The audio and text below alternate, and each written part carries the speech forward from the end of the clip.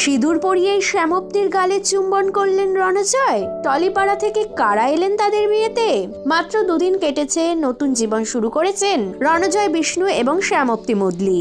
সনাতন রীতিনীতি মেনে যখন বিয়ের সমস্ত আয়োজন করা হয়েছে, ঠিক তখনই চিরাচরিত প্রথা ভেঙে শ্যামপ্তিকে কোলে তুলেই মণ্ডপে প্রবেশ করলেন অভিনেতা।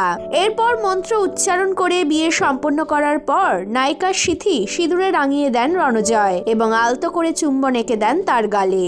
এদিন এই নবদম্পতির বিবাহ বাসরে টলিপাড়া থেকে অনেক তারকাই নিমন্ত্রিত ছিলেন। হাজির হয়েছিলেন রণজয়ের পর্দার নায়িকা শ্বেতা ভট্টাচার্য এবং তার স্বামী রুবেল দাস। এসেছিলেন তনুশ্রী গোস্বামী, শ্রীতমা রায়চৌধুরী, অনিমেষ ভাদুরী, দর্শনা বণিক, সৌরভ দাস, অস্মিতা চক্রবর্তী, অদিতি চ্যাটার্জি এবং সুব্রত গুহরায় সহ আরো অনেকে। এমনকি বিয়ে আর রিসেপশনের অনুষ্ঠান একই দিনে সেরে ফেলেছেন টলিপাড়ার এই নতুন জুটি।